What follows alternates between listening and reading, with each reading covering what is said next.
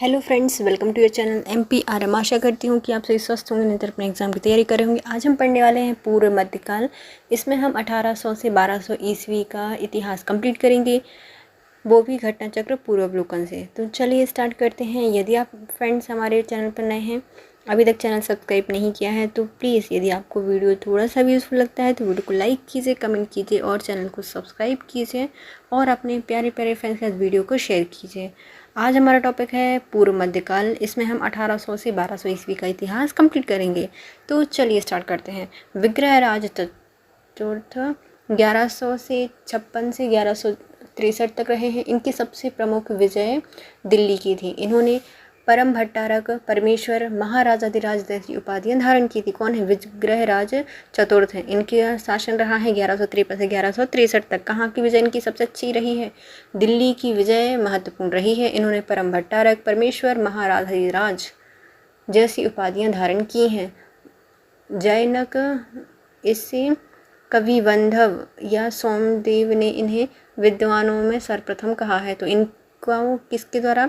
जैनक के द्वारा कहा गया है कविवंधव, और सोमदेव के द्वारा इनको विद्वानों में सर्वश्रेष्ठ या प्रथम कहा गया है। सोमदेव ने ललित विग्रहराज नामक ग्रंथ की रचना की है। आमेर के शासक पृथ्वीराज चौहान तृतीय यहाँ 1177 से 1192 तक रहे हैं। इन्होंने पृथ्वीराज चौहान के नाम से प्रसिद्धि पाई है। इन्होंने 1151 में तराइन का पहला युद्ध मोहम्मद गौरी को परास्त किया था, परंतु 1192 में इन्होंने तराइन के द्वितीय युद्ध में पराजय हुई और इनकी मृत्यु कर दी गई थी। पाल वंश का संस्थापक गोपाल था। धर्मपाल के खालिमपुर लेख में कहा गया है कि मत्स्य न्याय से छुटकारा पाने के लिए प्रकृतियों या सामान्य जनता से गोपाल को लक्ष्मी की बाह ग्रहण कराई है। ये क्या कह रहा है? पाल वंश का संस्थापक गोपाल है। धर्मपाल के जो खालिम लेख है इसमें कहा गया है कि मत्स्य न्याय से छुटकारा पाने के लिए प्रकृतियों ने, मतलब सामान्य जनता ने, गोपाल को लक्ष्मी की बाह ग्रहण कराई थी। ओके। नालंदा में इनकी यहाँ एक विग्रह निर्माण करवाया था। धर्मपाल ने एक उत्साही बुद्ध था। कौन था ये? धर्मपाल क्या थे? एक उत्साही बुद्ध था। नालंदा में इसने क्या करवाया था? एक विहार का निर्माण करवाया था। इनके लेखों में इसे परम सौगत कहा गया है। इसने विक्रमशिला और सोमपुरी पहाड़पुर में प्रसिद्ध विहारों की स्थापना करवाई थी। इसने विक्रमशिला और सोमपुरी पहाड़पुर में प्रसिद्ध विहारों की स्थापना करवाई थी। 1193 से 1202 के मध्य बख्तियार खिलजी ने विक्रमशिला विश्वविद्यालय को नष्ट किया था। पाल वंशी शासक देवपाल बौद्ध मतानुयायी था। इन्होंने जावा के शैलेंद्र वंशी शासक बालपुत्र देव के अनुरोध पर इसे नालंदा में एक बुद्ध विहार बनाने के लिए 5 गांव दान में दिए थे। तो बख्तियार खिलजी ने विक्रमशिला विश्वविद्यालय को नष्ट कर दिया था। पाल वंशी शासक देवपाल, इन्होंने जो बौद्ध मतानुयायी थे उनके लिए जावा के शैलेंद्र वंशी शासक बालपुत्र देव के अनुरोध पर उन्हें नालंदा में एक बुद्ध विहार बनाने के लिए 5 गांव दान में दिए थे। देवेंद्र चंद्र गहड़वाल की रानी कुमार देवी बौद्ध मतानुयायी थी। इन्होंने सारनाथ में धर्मचक्र जिन विहार बनवाया था। गोविंद चंद्र का मंत्री लक्ष्मीधर ने कृतकल्पतरु नामक ग्रंथ की रचना की थी। इन्होंने 24 अध्याय हैं। गहड़वाल वंश का अंतिम शासक जयचंद था। तो गोविंद चंद्र गहड़वाल राज्य की रानी कुमार देवी बुद्ध मतानुयायी थी। इन्होंने सारनाथ में धर्मचक्र जिन विहार बनवाया था। गोविंद चंद्र का मंत्री लक्ष्मीधर ने कृतकल्पतरु नामक ग्रंथ रचना की थी। इसमें 24 अध्याय हैं। गढ़वाल वंश का अंतिम शासक जयचंद था। हम्मीर महाकाव्य में चौहानों को सूर्यवंशी माना गया है। हम्मीर महाकाव्य एवं पृथ्वीराज विजय के अनुसार चौहान सूर्य के पुत्र चाहवान नामक के उनके पूर्वजों के वंश थे। ये 4 अग्नि कुलों में से एक थे। नेक्स्ट आते हैं आलाउदल महोबा से संबंधित थे। ये चंदेल शासक परमादिदेव या परमल के सेना नायक थे। और ये इसका परमादिदेव का शासन कब तक रहा है? 1165 से 1203 तक उनके सेना नायक थे, जो कि 1182 में पृथ्वीराज चौहान के आक्रमण का डटकर सामना करने के बाद वीर गति को प्राप्त हुए। चंदेलों और चौहानों ने इस संघर्ष का वर्णन चंद कृत पृथ्वीराज राशों में किया है। जाग्निकृत परमाल राशों के आला खंड से इसका वर्णन प्राप्त होता है। नेक्स्ट आते हैं जेजाग भुक्ति, बुंदेलखंड का प्राचीन नाम है। चंदेल वंश के संस्थापक नुन्नू के पौत्र जयसिंह या जेजाग के नाम पर इस प्रदेश का नाम जेजाग भुक्ति पड़ा।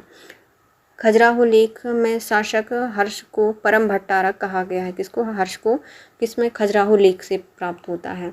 शासक धंग ने महाराजाधिराज की उपाधि धारण की थी। इसने प्रयाग के संगम में जल समाधि ग्रहण कर ली थी। प्राचीन काल में पुंडवर्धन भुक्ति उत्तर बंगाल के क्षेत्र में अवस्थित था। पाल, चंद एवं सेन राजवंशों के युग में इनके क्षेत्राधिकार का विस्तार उत्तर बंगाल के बाहर भी हुआ था। प्राचीन काल में पुंडवर्धन भुक्ति उत्तर बंगाल के क्षेत्र में अवस्थित थे। पाल, चंद, सेन राजवंशों के युगों में उनके क्षेत्राधिकार का विस्तार उत्तर बंगाल के बाहर भी हुआ था। गुर्जर प्रतिहार वंश का संस्थापक नागभट्ट प्रथम था। इस वंश के शासक नागभट्ट द्वितीय ने परम भट्टारक महाराजाधिराज परमेश्वर की उपाधि धारण की थी। किसने? नागभट्ट द्वितीय के द्वारा परम भट्टारक महाराजाधिराज परमेश्वर की उपाधि धारण की।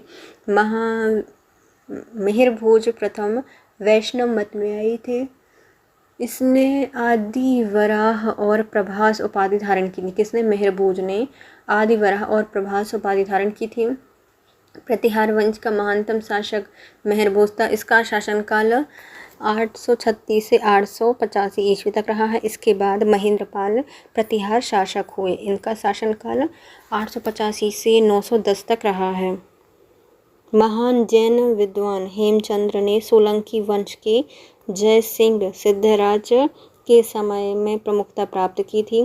तथापि ये उनके उत्तराधिकारी कुमारपाल के सलाहकार के रूप में उनकी सभा को अलंकृत करते थे। जय सिंह सिद्धराज के समय प्रख्यात थे, तथापि इन्होंने उत्तराधिकारी कुमारपाल के सलाह के रूप में उनकी सभा को अलंकृत किया था। सेन वंश के लेखों से ज्ञात होता है कि चंद्रवंशी क्षत्रिय थे तथा इनका आदि पुरुष वीरसेन था। सेन वंश के संस्थापक वल्लाल सेन ने परम भट्टारक महाराजाधिराज परमेश्वर परम महेश्वर निशंक शंकर आदि उपाधि ग्रहण की थी। इसने दान सागर नामक ग्रंथ भी लिखा था। लक्ष्मण सेन सेन वंश के शासक थे। इन्होंने 28 वर्षों तक शासन किया है। इनके द्वारा एक नए संवत लक्ष्मण संवत का प्रारंभ किया गया था। विज्ञानेश्वर, हिमाद्री और जिमूत वाहन मध्यकालीन भारत के प्रसिद्ध विधिवेत्ता थे। विज्ञानेश्वर ने याज्ञवल्क्य ऋषि पर मिताक्षरा शीर्षक से टीका लिखी हैं। जिमूत वाहन ने दाएं भाग नामक ग्रंथ की रचना की है। हिमाद्री ने 13वीं शताब्दी में कर्नाटक के विद्वान थे। इन्होंने आयुर्वेद के ग्रंथ अष्टांग हृदय पर टीका लिखी हैं। किसने? हिमाद्री ने आयुर्वेद के अष्टांग हृदय पर टीका लिखी है। इनके अलावा इन्होंने चतुर्वर्ग चिंतामणि नामक पुस्तक लिखी है और राजकार्यों के लिए नियमों पर भी पुस्तकें लिखी हैं। अतः यह भी मध्यकालीन विधिवेत्ता थे। राजशेखर गुर्जर प्रतिहार शासक महेंद्रपाल प्रथम उनके पुत्र महिपाल के दरबार में रहते थे। इन्होंने कपूर मंजरी, काव्य मीमांसा, विदशाल भंजिका, बाल रामायण, भुवन कोश, हरविलास जैसे ग्रंथों की रचना की है। तो महिपाल के दरबार में थे महेंद्रपाल प्रथम। इनके राजशेखर गुर्जर प्रतिहार शासक थे महेंद्रपाल प्रथम। इनके पुत्र कौन थे? महिपाल। इनके दरबार में रहते थे। इन्होंने कपूर मंजरी, काव्य मीमांसा, विंशशाल भंजिका, बाल रामायण, भुवन कोश और हरविलास जैसे ग्रंथों की रचना की है। गुजरात के चालुक्य शासक जय सिंह सिद्धराज एक धर्म सहिष्णु शासक था। मुस्लिम लेखक हैं मोहम्मद औफी का कहना है कि खंबात में कुछ मस्जिदों हेतु इन्होंने 1 लाख बालोम या मुद्राएं दान में दी थीं। मुस्लिम लेखक मोहम्मद औफी का कहना है कि खंबात में कुछ मस्जिद हेतु 1 लाख बालोम इन्होंने मुद्रा दान देने। किसने? जय सिंह सिद्धराज के द्वारा। परमार शासक परमार शासक वाक्यपति मुंज ने मुंज सागर नामक तालाब बनवाया था। उसने श्री वल्लभ, पृथ्वी वल्लभ और अमोघ वर्ष जैसी उपाधियां ग्रहण की थी। उनके छोटे भाई सिंधुराज ने कुमार नारायण और सहशांक जैसी उपाधियां धारण की थी। राजा भोज परमार शासक थे। परमारों का पहले शासन केंद्र उज्जैन था। तत्पश्चात उन्होंने राजधानी धार में स्थानांतरित कर ली थी। राजा भोज ने धार से शासन किया था। इनके द्वारा ही कृत्रिम वैज्ञानिक उपकरणों पर लिखी गई प्रसिद्ध पुस्तक सम्रांग सूत्रधार है। यह वास्तुशास्त्र से संबंधित है। इस ग्रंथ में 83 अध्याय हैं। इसमें 31वें अध्याय यंत्र विधान में अनेक यंत्रों का वर्णन किया गया है।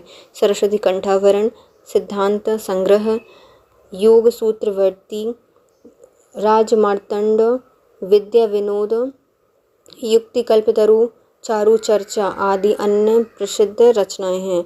भोजशाला मंदिर मध्य प्रदेश के धार जिले में स्थित है। यहाँ पर वाग्देवी देवी अर्थात भगवती सरस्वती देवी अष्टत्री स्थापित थी।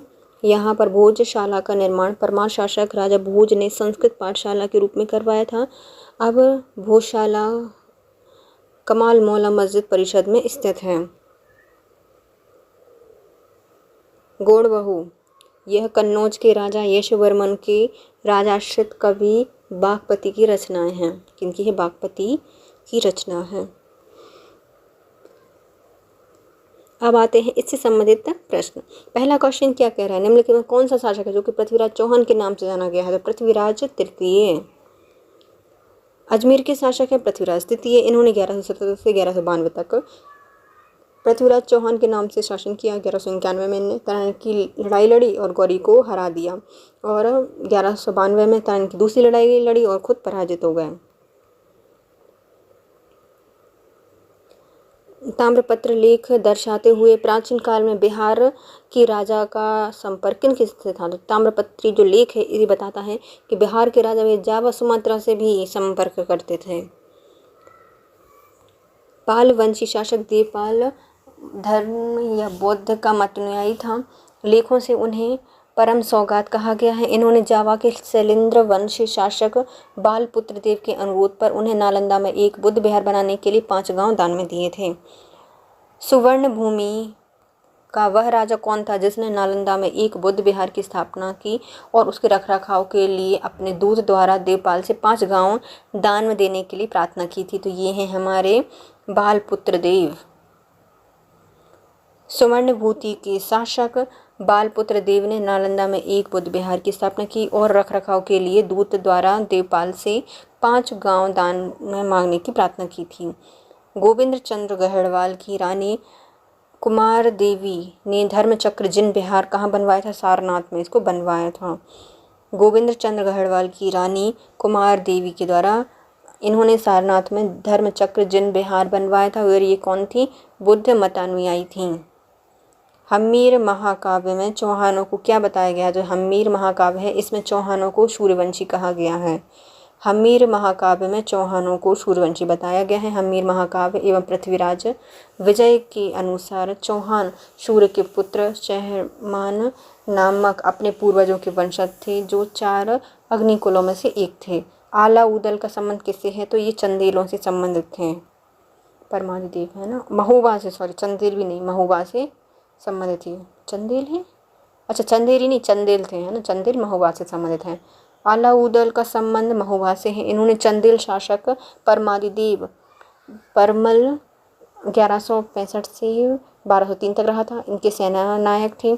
इन्होंने 1182 में पृथ्वीराज चौहान के आक्रमण का डटकर सामना किया था और वीरगति को प्राप्त हुए थे। चंदेलों और चौहानों ने इस संघर्ष का वर्णन चंदबरदाई कृत पृथ्वीराज राशो में है और जागनिक कृत परमाल राशो का आलाखंड है उससे प्राप्त होता है। पृथ्वीराज चौहान के लेखक कौन है? पृथ्वीराज चौहान के लेखक हैं चंदबरदाई। चौहान वंशीय शासक हैं पृथ्वीराज चौहान तृतीय। राय पिथौरा के राज या दरबारी कवि थे ये। पृथ्वीराज राशो की रचना इन्होंने चौहानों को अग्निकुंड से उत्पत्ति बताया है। पृथ्वीराज चौहान की विजय का लेखक कौन है? जो पृथ्वीराज विजय लिखी है याज्ञनिक के द्वारा, पृथ्वीराज विजय याज्ञनिक के द्वारा लिखी गई है। निम्नलिखित में से कौन सुमेलित नहीं है? ओके, अब्दुल रहीम खाने खाना हमीर राशु नहीं लिखा इनने। चंद्रबरदाई ने पृथ्वीराज राशु लिखा है। याज्ञनिक के द्वारा आलाखंड लिखा गया है। नहपति नहल के द्वारा लिखा गया है विशल देव राशु। ये भी तीनों सही हैं। निम्नलिखित में से राजपूत वंश में से किसने 8वीं शताब्दी में दिल्लीका या देहली शहर की स्थापना की थी? दिल्लीका या दिल्ली शहर की स्थापना की थी तोमरों ने। 8वीं शताब्दी में दिल्ली का देहली शहर की स्थापना तोमर वंश के अनंगपाल ने की है। चंद्रबरदाई की रचना पृथ्वीराज राशु में तोमर वंश के राजा अनंगपाल को दिल्ली का संस्थापक बताया गया है। बाद में चौहान शासकों ने दिल्ली को अपने अधिकार में ले लिया था। जिजक बुक्ति प्राचीन नाम है किसका? जो जिजक बुक्ति है किसका नाम है प्राचीन? बुंदेलखंड का। जिजक बुक्ति बुंदेलखंड का प्राचीन नाम है। चंदेल वंश के संस्थापक नुन्नू के पौत्र जय सिंह या जिजक के नाम पर यह प्रसिद्ध देश क्षेत्र है वह जिजक बुक्ति कहलाया। धंगदेव किस वंश के संस्थापक थे या शासक थे? तो धंगदेव हैं। इनका संबंध रहा है जिजक बुक्ति के चंदेलों से। इनके द्वारा मंदिर बनवाए गए हैं खजुराहो में। जिजक बुक्ति के चंदेलों में धंगदेव सबसे प्रसिद्ध एवं शक्तिशाली राजा थे। वैदिक एवं ब्राह्मण धर्म में कई अनुयायी थे। इन्होंने महाराज अधिराज की उपाधि धारण की थी। धंग ने प्रयाग के संगम में शिव की आराधना करते हुए शरीर का त्याग किया था। नीचे दिए गए कुछ क्रम में इनके कालानुक्रम में रचना या कूट को जमाना है। पहले आते हैं हमारे यशोवर्मन, दूसरे हैं विद्याधर, तीसरे हैं कीर्तिवर्मन और चौथे हैं धंग। रुको। देखो, पहले आते हैं हमारे यशोवर्मन, दूसरे आते हैं धंग, तीसरे आते हैं विद्याधर और चौथे हैं कीर्तिवर्मन। पहला वाला सही हो जाएगा, है ना। नीचे दिए गए कुछ हैं। देखो, पहले आते हैं यश, धंग, विद्याधर और कीर्तिवर्मन। तो यशवर्मन का 930 से 950 तक, धंग 950 से 1002 तक, विद्याधर 1019 से 1029 तक और कीर्तिवर्मन 1060 से 1100 तक। चित्तौड़ के त्रिभुवन नारायण मंदिर को किसने बनवाया था? ये बनवाया था भोज ने। कहाँ गए भोज? परमार राजा भोज ने। परमार राजा भोज ने चित्तौड़ में त्रिभुवन नारायण मंदिर का निर्माण करवाया। भोज ने अपने पुस्तकों की रचना की थी, अनेक पुस्तकों की रचना की थी। इनकी पुस्तकों में आती हैं सरस्वती कंठाभरण, श्रृंगार प्रकाश, प्राकृतिक व्याकरण, कूर्म शतक, श्रृंगार मंजरी आदि। पुंडवर्धन भुक्ति अवस्थित थे किससे? तो पुंडवर्धन भुक्ति हैं, इनका संबंध है उत्तर बंगाल से। प्राचीन काल के पुंडवर्धन भुक्ति उत्तर भारत में बंगाल क्षेत्र से संबंधित हैं। यह पाल, चंद एवं सेन राजवंशों के युग में क्षेत्राधिकार का विस्तार उत्तर बंगाल के बाहर भी था। पाल वंश का संस्थापक कौन है? पाल वंश का संस्थापक है गोपाल। पाल वंश के संस्थापक गोपाल हैं। पाल वंश का एक क्षत्रिय वंश था। यह बौद्ध मत अनुयायी था।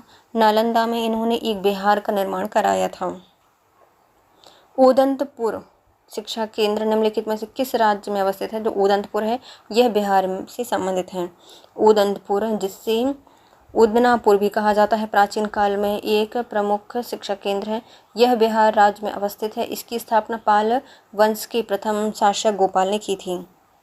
निम्नलिखित में से किसने सोमपुर महाविहार का निर्माण करवाया था? तो सोमपुर महाविहार का निर्माण करवाया धर्मपाल ने। धर्मपाल के लेखकों में उससे परम सौगात कहा गया है। उसने विजय या विक्रमशिला, सोमपुरी, पहाड़पुर में प्रसिद्ध बिहार की स्थापना करवाई थी। उनकी राज्यसभा में प्रसिद्ध बौद्ध लेखक हरिभद्र निवास करते थे। तारानाथ के अनुसार इन्होंने 50 धार्मिक विद्यालयों की स्थापना कराई थी, किंतु राजा के रूप में इन्होंने धार्मिक असहिष्णुता और कट्टरता नहीं थे। विक्रमशिला नामक प्राचीन विश्वविद्यालय की स्थापना किसने करवाई थी? तो ये धर्मपाल के द्वारा बनवाई गई थी। विक्रमशिला के प्राचीन बौद्ध विश्वविद्यालय की स्थापना बंगाल के पाल वंश के शासक धर्मपाल के द्वारा कराई गई है। नालंदा विश्वविद्यालय के पतन के बाद बौद्ध धर्म का प्रमुख केंद्र के रूप में विकसित हुआ था। निम्नलिखित में से उस पाल शासक का नाम बताइए जिसने विक्रमशिला विश्वविद्यालय स्थापित की थी। धर्मपाल। विक्रमशिला महाविहार की स्थापना किस वंश के शासक ने की है? तो इनका नाम है पाल वंश। निम्नलिखित में से किस शासक ने विक्रमशिला विश्वविद्यालय की स्थापना की है? तो उनका नाम है धर्मपाल। प्राचीन भारत के एक महान शिक्षा केंद्र विक्रमशिला महाविहार की स्थापना किसने की है? धर्मपाल ने की है। निम्नलिखित में कौन विक्रमशिला विश्वविद्यालय के संस्थापक हैं? तो इनका नाम है धर्मपाल। विक्रमशिला विश्वविद्यालय में निम्नलिखित में आज के किन राज्यों में अवस्थित है? तो विक्रमशिला विश्वविद्यालय वो है बिहार में। पाल वंश के शासक धर्मपाल ने 8वीं सदी में बिहार राज्य के भागलपुर में विक्रमशिला विश्वविद्यालय की स्थापना कराई थी। यहाँ बौद्ध धर्म एवं दर्शन के अतिरिक्त न्याय, तत्वज्ञान, व्याकरण आदि की शिक्षा दी जाती है। इस विश्वविद्यालय से संबद्ध विद्वानों में रक्षित, जेतारी, विरोचन, रत्नाकर, शांति, ज्ञानश्री, दीपंकर आदि के नाम प्रसिद्ध हैं। दीपंकर ने लगभग 200 ग्रंथों की रचना की है। 1193 से 1202 के मध्य बख्तियार खिलजी ने विश्वविद्यालय को नष्ट कर दिया था। यहाँ विश्वविद्यालय से कौन कौन संबंधित है? विक्रमशिला से है ना। रक्षित, जेतारिक, विरोचन, रत्नाकर, शांति, ज्ञानश्री और दीपंकर। निम्नलिखित में से किन राजाओं को जनता द्वारा प्रत्यक्ष रूप से चुना गया है? तो ये है हमारे गोपाल को और नंदी बर्मन पल्लव मल्ल को। पाल वंश के संस्थापक गोपाल, पल्लव शासक नंदी वर्मन पल्लव मल्ल को जनता द्वारा प्रत्यक्ष रूप से चुना गया है। धर्मपाल की खालिमपुर अभिलेख से पता चलता है कि मत्स्य न्याय से छुटकारा पाने के लिए प्रकृतियाँ या सामान्य जनता ने गोपाल को लक्ष्मी की बाह ग्रहण कराई थी। पल्लव शासक परमेश्वर बर्मन की आकाश में मृत्यु के उपरांत कांची के लोगों ने उसी वंश की एक शाखा के राजकुमार नंदी बर्मन पल्लव मल्ल को शासक के रूप में चुना। यह हिरण्यवर्मा के पुत्र थे। निम्नलिखित में से किस स्थान को पूर्व मध्यकाल में शिक्षा का केंद्र नहीं माना गया है? नालंदा थी, विक्रमशिला थी, उदंतपुरी थी, लेकिन तक्षशिला नहीं थी। वर्तमान पाकिस्तान में रावलपिंडी जिले में प्रसिद्ध तक्षशिला प्राचीन भारत के गांधार राज्य की राजधानी थी। प्राचीन काल में तक्षशिला शिक्षा का केंद्र थी। यह अध्ययन के लिए दूर दूर से विद्यार्थी आते थे। इसमें राजा एवं सामान्य जन दोनों ही सम्मिलित थे। कौशल के राजा प्रसेनजीत, बिंबिसार का राजवैद्य जीवक, कनिष्क का राजवैद्य चरक, बौद्ध विद्वान विश्वबंधु, चाणक्य आदि यही शिक्षा प्राप्त की है। बौद्ध साहित्य से पता चलता है कि यह बौद्धक, वैदिक और अनुविद्या की शिक्षा के लिए विश्व में प्रसिद्ध थे। 5वीं शताब्दी के मध्य गुप्तों के समय में नालंदा स्थित विश्वविद्यालय अस्तित्व में आया। सर्वप्रथम कुमारगुप्त प्रथम ने नालंदा बुद्ध विहार को दान दिया और बाद में बुद्धगुप्त, तथागत गुप्त, बलादित्य आदि गुप्त शासकों ने इस विहार को दान दिया। पाल वंश के शासक धर्मपाल ने 8वीं शताब्दी में बिहार राज्य के भागलपुर में विक्रमशिला विश्वविद्यालय की स्थापना की। पाल वंश के काल में उदयपुरी में भी एक विश्वविद्यालय स्थापित की गई थी। निम्नलिखित में से कौन सी राष्ट्रकूट शासक नींव रखी है या साम्राज्य की नींव रखी है? तो ये है दंती दुर्ग। राष्ट्रकूट वंश की स्थापना 736 में दंती दुर्ग ने की थी। दंती दुर्ग के संबंध में कहा जाता है कि उज्जैनी में इसने हिरण्यगर्भ महादान यज्ञ कराया था। निम्नलिखित में से किसने हिरण्यगर्भ धार्मिक कार्य कराए थे? तो इनका नाम है दंती दुर्ग ने। निम्नलिखित में से कौन हैं जिन्होंने अपने पिता के अभियानों के क्रम में सैनिक छावनियों में पैदा हुआ था? तो यह है अमोघवर्ष राष्ट्रकूट। राष्ट्रकूट राजा अमोघवर्ष प्रथम का जन्म 800 ईस्वी में नर्मदा नदी के किनारे श्री भावन नामक स्थान पर सैनिक छावनी में हुआ था। इस समय इसके पिता राष्ट्रकूट राजा गोविंद तृतीय उत्तर भारत के सफल अभियानों के बाद वापस लौट रहे थे। महानतम प्रतिहार राजा कौन है? तो उनका नाम है मेहर भोज। प्रतिहार वंश के महानतम शासक महिरभोज थे। इनका शासन 836 से 885 तक रहा है। धर्मपाल पाल वंश के राजा थे। इनका शासनकाल 777 से 810 तक रहा है। महेंद्रपाल प्रतिहार वंश के शासक थे। इनका शासनकाल 885 से 910 तक रहा है। जबकि हर्ष पुष्यभूति वंश के शासक थे। इनका शासनकाल 606 से 647 तक रहा है। गुर्जर प्रतिहार शासकों में से किसकी उपाधि आदि वराह थी? आदि वराह जो उपाधि रही है वह मेहरभोज की थी। मेहरभोज गुर्जर प्रतिहार का सर्वाधिक शक्तिशाली शासक था। यह वैष्णव धर्मानुयायी था। इसने आदिवराह और प्रभास जैसी उपाधियां धारण की थी। निम्नलिखित में से कौन सा कालानुक्रम व्यक्तियों में सही है वो बताइए। तो पहले आते हैं हमारे वशराज, दूसरे आते हैं नागभट्ट द्वितीय, तीसरे आते हैं हमारे महेंद्रपाल और चौथे आते हैं महिपाल। वश, नागभट्ट, महेंद्र और महिपाल। सही क्रम क्या होगा इनका? वशराज 775 से 800 तक, नागभट्ट द्वितीय यह 800 से 833 तक, महेंद्रपाल 885 से 910 तक और महिपाल 912 से 944 तक। निम्नलिखित में से कौन सा शासक है जो कि गुर्जर प्रतिहार वंश से संबंधित नहीं है? तो ये है भरतृहट्ट प्रथम। अग्निकुल के राजपूतों में सर्वाधिक प्रसिद्ध प्रतिहार वंश हैं जो गुर्जरों की शाखा से संबंधित होने के कारण इतिहास में गुर्जर प्रतिहार कहलाए। पुलकेशिन द्वितीय के ऐहोल अभिलेख में गुर्जर जाति का उल्लेख सर्वप्रथम है। गुर्जर प्रतिहार वंश के संस्थापक नागभट्ट प्रथम 730 से 756 तक रहे हैं। इस वंश की अन्य शासकों में वत्सराज 775 से 800 तक रहे हैं, नागभट्ट द्वितीय 800 से 833 तक, मेहरभोज प्रथम यह 836 से 885 तक, महेंद्रपाल प्रथम 885 से 910 तक, देवपाल 848 से 849 तक रहे हैं। इस वंश के शासकों में भट्ट का नाम नहीं आता।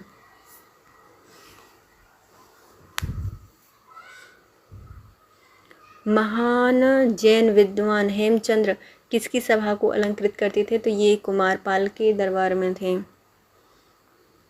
महाजैन विद्वान हेमचंद्र सोलंकी वंश के जय सिंह सिद्धराज के समय थे। तथापि इनका उत्तराधिकारी कुमारपाल के सलाहकार के रूप में इन्होंने सभा को अलंकृत किया है। निम्नलिखित में से किसने एक नया संवत चलाने का यश प्राप्त किया है? तो इनका नाम है लक्ष्मण सेन। लक्ष्मण सेन शैन वंश के शासक थे। इन्होंने 28 वर्षों तक शासन किया। इनके द्वारा एक नए संवत लक्ष्मण संवत का प्रारंभ किया गया। लक्ष्मण संवत का प्रारंभ किस वंश के द्वारा किया गया था? तो ये हो जाएंगे हमारे सैनों के द्वारा। किसने? सैनों के द्वारा प्रारंभ किया था। निम्नलिखित में से कौन मध्यकालीन भारत के प्रसिद्ध विधिवेत्ता थे? तो ये विधिवेत्ता में विज्ञानेश्वर, राजशेखर नहीं थे, हिमाद्री थे और जिमूतवाहन थे। विज्ञानेश्वर, हिमाद्री एवं जिमूतवाहन मध्यकालीन भारत के प्रसिद्ध विधिवेत्ता थे। विज्ञानेश्वर ने याज्ञवल्क्य स्मृति पर मिताक्षरा शीर्षक से टीका ग्रंथ लिखी है। जिमूतवाहन ने दाएं भाग नामक ग्रंथ की रचना की है। हिमाद्री 13वीं शताब्दी में कर्नाटक के विद्वान थे। इन्होंने आयुर्वेद के ग्रंथ अष्टांग हृदय पर टीका लिखी है। इसके अलावा इन्होंने चतुर्वर्ग चिंतामणि नामक पुस्तक लिखी है। राज कार्यों के लिए नियमों पर भी पुस्तक लिखी है। अतः यह भी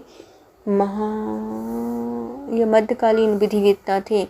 राजशेखर गुर्जर प्रतिहार शासक महेंद्रपाल प्रथम और उनके पुत्र महिपाल के दरबार में रहे हैं। इन्होंने कपूर मंजरी, काव्य मीमांसा, विद्याशालभंजिका, बाल रामायण, भुवन कोश, हरविलास जैसी रचनाओं की रचना की है। महान संस्कृत कवि एवं नाटककार राजशेखर निम्नलिखित किसके दरबार में थे? तो ये महिपाल और महेंद्रपाल दोनों के दरबार में थे।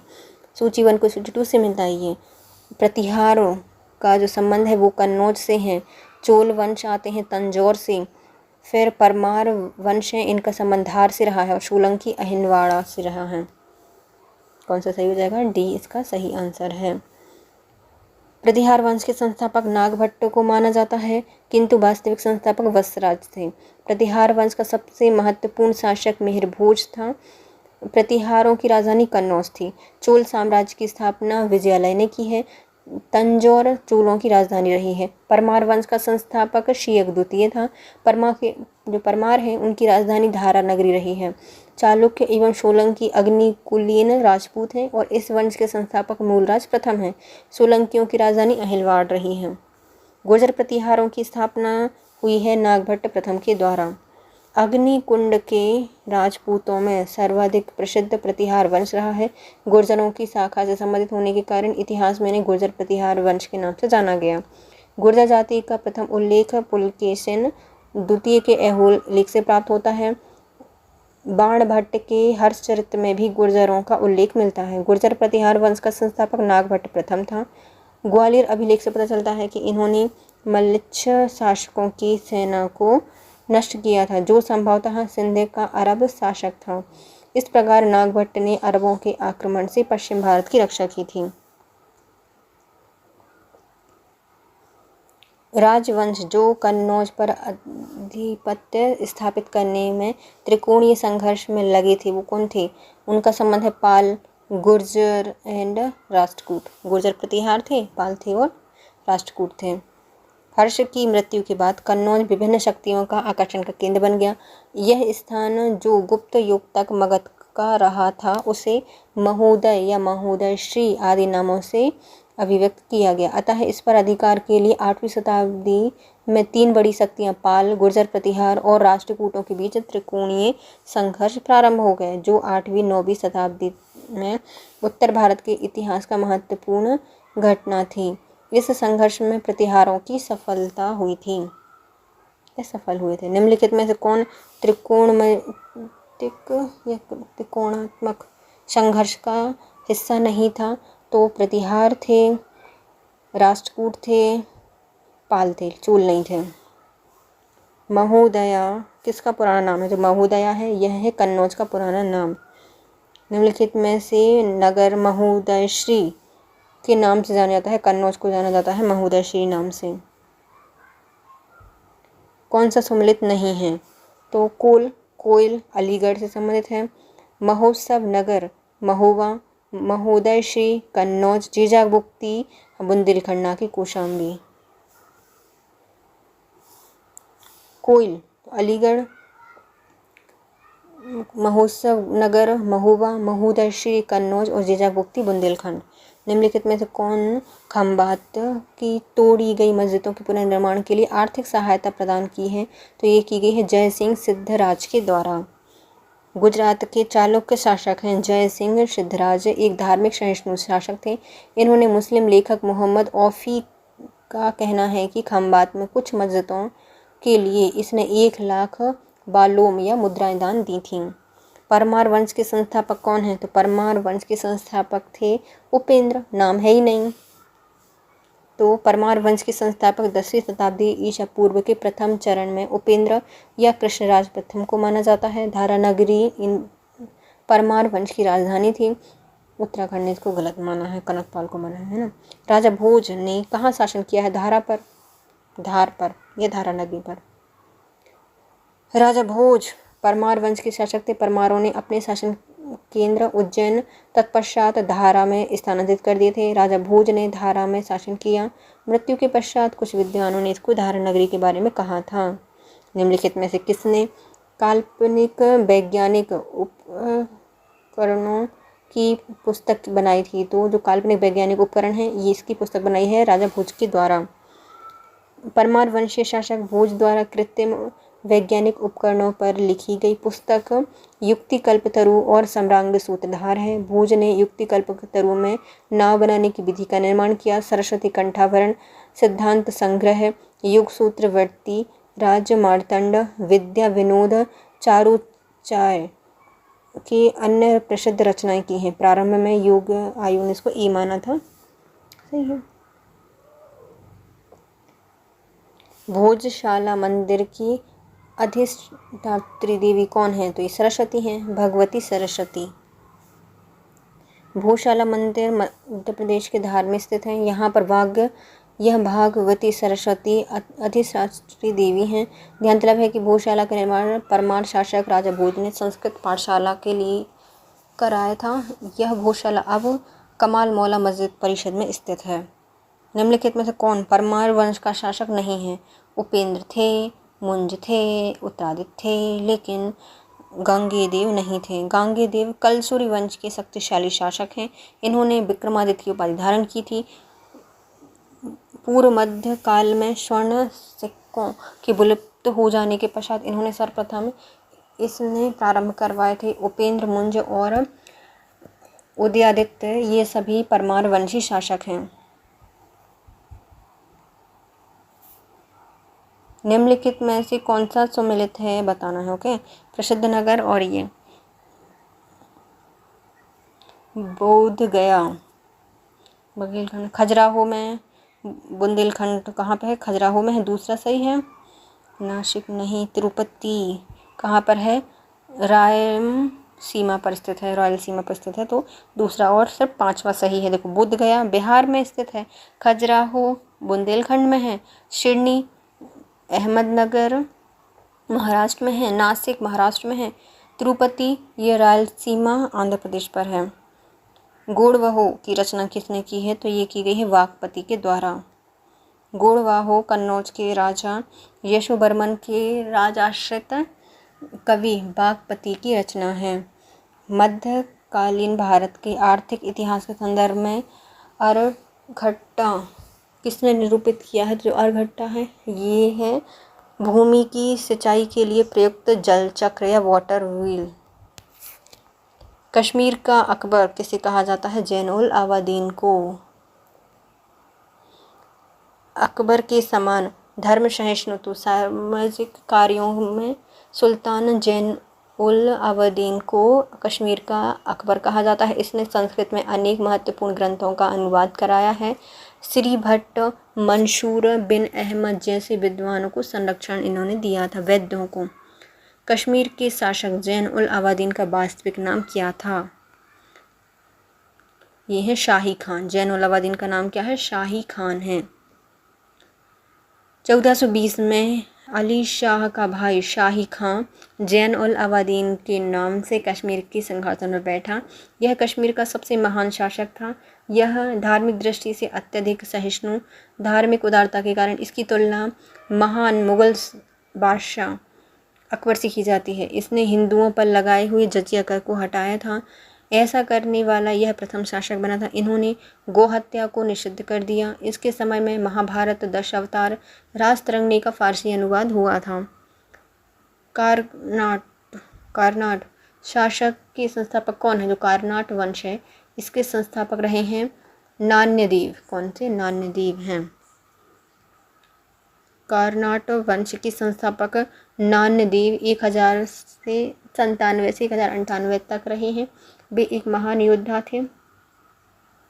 नान्यदेव ने कारनाट की राजधानी शिमरावगढ़ को बनाया था। कारनाट वंश का शासनकाल 1097-98 से 1325 तक रहा है। मिथिला का स्वर्ण युग इसको कहा जाता है। कारनाट वंश का अंतिम शासक कौन था? कारनाट वंश का अंतिम शासक था हरि सिंह। कौन था? हरि सिंह था।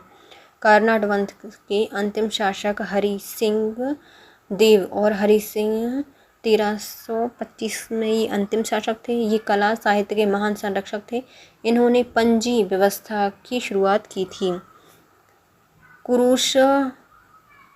कुरुशपाल शिलालेख में किस राजा के बारे में जानकारी मिलती है? तो कुरुशपाल शिलालेख में सोमेश्वर प्रथम के बारे में जानकारी मिलती है। छत्तीसगढ़ के बस्तर रियासत के कुरुशपाल गांव में सोमेश्वर प्रथम का शिलालेख प्राप्त होता है। संस्कृत भाषा में रचित यह लेख 39 पंक्तियों का है। इसमें सोमेश्वर द्वारा ग्राम दान का विवरण प्राप्त होता है। इसके साथ आता है हमारा प्राचीन भारतीय इतिहास कंप्लीट हो गया। अब हमारा नेक्स्ट टॉपिक होगा मध्यकालीन भारतीय इतिहास। इसको हम पढ़ेंगे नेक्स्ट वीडियो से। तब तक के लिए bye guys. If like my video please share, subscribe and comment. Thank you so much guys. Have a nice day.